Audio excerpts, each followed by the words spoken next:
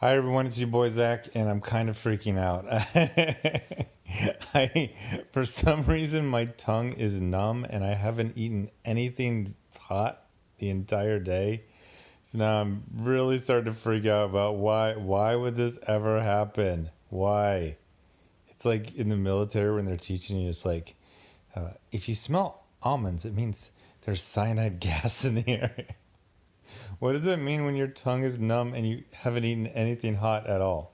But anyway, I just finished Underworld, the first one for the first or second or fifth or tenth. I don't know. So I did this movie the other day. I don't. What was it? What was the movie where I said I don't remember if I saw it before or not? They were all in a diner. The Vision was the main character. Whatever. So Underworld came out in 2003, just a couple months after I got back from Iraq, and I remember it being a big deal. I remember everyone talking about it. I also remember when it came out to the pay-per-view a couple months later. I was still in the same apartment. I was still in the Marines, and I tried to watch it, and I couldn't get through the first like 5 to 10 minutes. And then over the next like 15 years, every 5 years I would give an attempt to watch it. Meanwhile, every 3 or 4 years it's getting a sequel. So there's more and more Underworld movies every few years, and I can never get through it. There's a couple things against it. Number one, I don't really care about werewolves or horror or vampires, so that's kind of a big. It's like trying to get someone to watch Avengers Endgame if they don't like sci-fi or superheroes. So that's. But there was one of the creators is Kevin Greville, and he's a comic book guy as well. So there were kind of like aspects of Underworld that kind of seemed like comic booky, almost like X-Men with supernatural something. But it was just like I saw too much of the Matrix. I saw too much of Blade, and I wasn't interested. And then finally, like 2 years ago, I caught one of the movies, the second or the third one, and I really liked it. I think it was the second one. So I was like, man, I could never get through the first one, but this second one, whichever one I saw, was awesome. So then I started bebopping around and watching all of the other movies in the franchise, except for the most recent one from like 2 years ago, and actually weirdly got into it without ever really understanding it. I know you got Kate Beckinsale, whose name is Celine, and she can do many things. Coming from comic books, you had the official handbook of the Marvel Universe, and it would tell you, like, period, point blank, how much the Thing, Spider-Man, Beast could like military press. I think that was the standard of strength, which is basically lifting things over your head. And you knew everyone's agility and speed. And whenever they get into these things, I get very frustrated because I just don't know. I understand that Celine can jump off of a 10-story building and just land. I like the way she lands. It's very jaunty. She just kind of lands and then just starts walking. But then when she's fighting other vampires. And I don't understand because she's fighting male vampires. She's a female vampire. She's like 105 pounds. She's fighting 200-pound vampires, and yet she hits them and they fly across the room. I don't ever remember them saying, your vampire power is much stronger than everyone else's, or you're the more pure blood, or I don't know, maybe they say that in one of them. But I just get kind of frustrated. The other thing about this movie is that Celine is barely even the main character, and it doesn't really have a main character. It's basically, it reminds me of so many things I don't like. It reminds me of, I went to animation school, so 3D animation school when I got out of the Army, and I was in the Marines and then the Army, and then I had the GI Bill, and I milked the hell out of that thing. Oh my gosh, I got every single drop out of the GI Bill. And then I even got like grandfathered in when they were changing the GI Bill to the new GI Bill. I was just about to run out, but I hadn't run out yet, so I got an extra year. It was awesome. Oh my gosh. Best years of my life is going to college off the GI Bill and not having to work. That was amazing. And I totally forgot my train of thought with the whole. I got very excited about. Oh man, I was like poor but not poor. Like I had a nice apartment, but I barely had any more money besides paying for my nice apartment. But I had a lot of fun. Anyway, so I think I was talking about the Celine and her powers. I don't understand what her powers are. I don't understand. Oh, okay. So what I was gonna say, it reminds me of things I don't like. It reminds me of several things I don't like. So I went to 3D animation school, and predictably, it's a bunch of weebs. I wasn't really into manga or anime, but everyone had their little project, their little dream project they're working on, and the worst thing in the world was when someone cornered you to tell you about their dream project, because it's always just a combination of their two favorite things. Yes, I know. I have a comic called Jawbreakers that's basically G.I. Joe meets Marvel superheroes, and I combine my two favorite things, but I tried to keep mine really simple. Like, there's not a lot of lore. It's basically like characters that might kind of remind you of some Marvel characters, but they're different enough to make it interesting for me not to get sued. And they get in very simple adventures. Go rescue a giant gorilla. Go fight this guy who's very powerful who beat everyone else. The worst thing is when they would just, my manga, it's like Naruto meets Attack on Titan meets this. The main character, well, actually, there's 5 main characters. And I'm not kidding. They would drone on like that for like 30 minutes straight.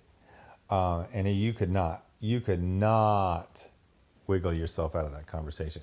So it's one of those things where there's like a million characters. Now, one of the things I got to say that's really, really good and terrible is when you have a lot of characters in all of these factions, you need to have some really, really memorable names, looks, and performances. So the one of the creator, Kevin Grevioux, he plays this. I don't think I'm pronouncing that word correctly at all. He plays a werewolf called Rays. So he has a really cool name, Rays. He's also this really giant football player looking guy with a shaved head, visually distinct from everyone else. And he's got this really, really deep voice. In fact, I was watching it on my phone, and Amazon Prime Video, it'll do like, it's really cool. Like, you can tap the screen and it knows like which characters are, or which actors are on screen. So it'll tell you their real name, Michael Sheen. And then it'll show you trivia, and it's like, Ray's voice is not a special effect because he's got a really deep voice.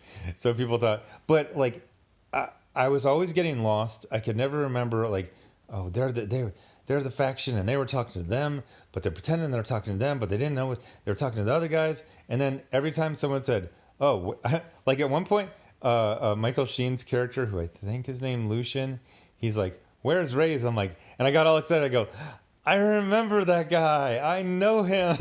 Everyone else just kind of like, I couldn't remember anyone's name, so I just gave him like there's a main bad guy. I don't remember his name. I just call him Vampire Club Promoter. He looks like he would be promoting a nightclub in like the 90s. There's another character I call Forehead Werewolf. That's Michael Sheen. I don't remember his name. He has a really big forehead. But honestly, the really, really big, wide, square forehead, I really liked it because every time they did a shot, I instantly knew who I was talking about. There's a lot of like, I think it was shot in Europe. There's a lot of very European looking extras that form all the different factions of like the different werewolf factions and the different vampire factions. But I couldn't tell 90% of these people apart to save my life. So then you have Bill Nighy as a weirdly decrepit and spry ancient vampire. He's brought back to life in an actually pretty cool scene. One of the things I really like about this is everything looks really cool, like especially the environments. There are a couple of scenes where it's just like, establishing this is like a cellar where people are having a meeting, but the mise en scène, the cinematography, the foreground, middle ground, background was like great. It was so good, and a lot of just the editing and the camera work was really, really on point. One of the things it shows, directed by Len Wiseman, script by Danny McBride. No, not Dan. No, not that Danny McBride. Not from Eastbound and Down. And then, but then, story by Kevin Gravure and the other two. So it feels like there's like some pulling. Like I honestly feel like Len Wiseman just wanted to do like a pretty girl, and everyone looks really nice and fashionable, and everyone's handsome or beautiful. And then I'm kind of thinking that the comic book guy was more into like the powered fights. Like it's like I said, it's a little loosey goosey with how strong or powerful everyone is. Obviously, the werewolves in their full power are are they just like trounce the vampires. But then both factions have invented special munitions that takes down the other faction. It almost felt like the entire movie should have been about that plot point. Like we've always fought with claws and maybe swords, and guns really didn't do anything because they didn't have a big effect on us. But now we have these munitions, so now everyone's fighting with guns now. But that's just like one element, and then it kind of goes away. And at one point, like there's a lot of like people in parlors talking about you need to talk to this person, say this, and I mean that's like half the movie. But then at the end, there's a whole bunch of pretty actually solid fights, and then Ray's one of my favorite things. I don't even think it's a special effect. I don't even think there's any wire foo. It's just Ray's pushing this whip guy into some water, and it's just really cool because it's like, oh, Ray's is really big. The other guy's average size. When he pushed him, it looked like a big, strong guy pushing an average strength guy. Like, my brain understands that. I understand this guy's bigger and stronger than the other guy. Boom. And he fell down. And then the guy takes off he has like these, it looks like some fancy suspenders, but then they're actually these metal whips. And then it's like a werewolf versus a whip guy fight. And it's actually pretty cool. But again, it almost feels like it's like from another movie, a movie that's more about fighting and martial arts, and like this is almost feels like it's like three different movies. Then there's this whole other story with Michael Corvin, Scott Speedman, and he's at first I was really confused for most of the movie, and then at the end they explain it very well. He's a descendant of the first, so the vampires and werewolves are descendant of this guy named Corvinus, I think, or Corvinus, and he was from this village in Hungary, and there was a virus going around, and it was killing everyone. But his body's reaction was to become immortal. So basically, he's like a mutant, which is cool. And then his kids kind of like split into different. One has is immortal in the vampire way. One is immortal in the werewolf way. Although I never really think about werewolves being immortal, but whatever. But then this guy is the key. They got to find him for the blood. Honestly, I felt like if you go back to the first Blade movie, they're setting up a world.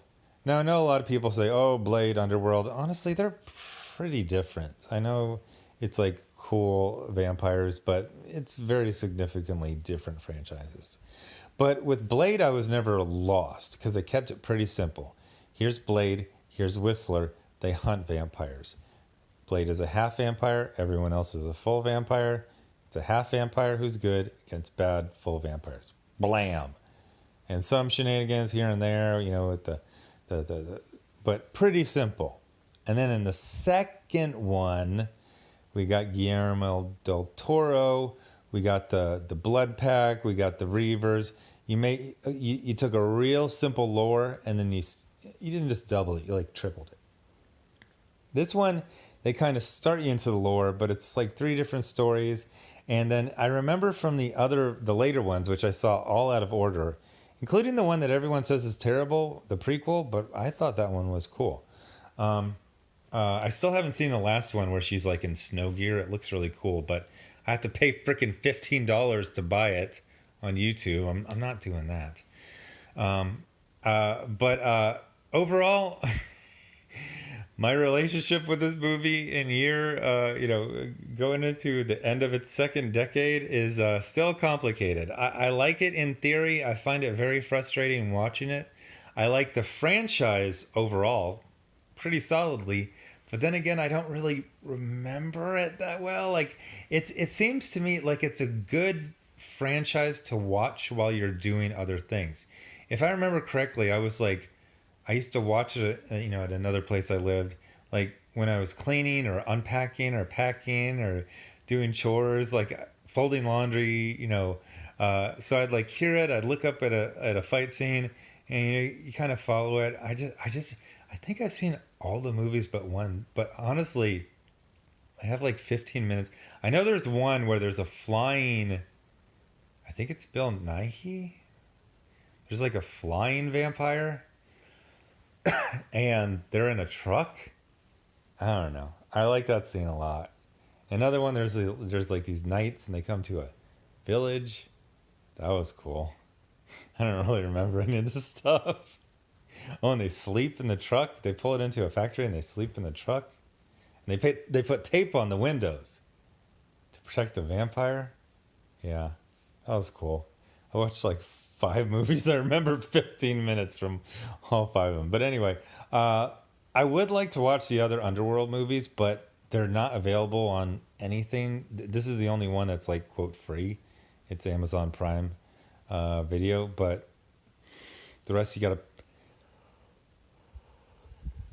I'm not editing that yawn out. The rest you gotta pay for. So anyway, thanks for watching, and oh my gosh, season finale, season 2, Star Trek Discovery out tomorrow, and I got a fresh bottle of whiskey for that bad boy. And I'm telling you, if they make Michael Burnham the captain of the Discovery, I'm gonna lose it. I'm gonna get very angry because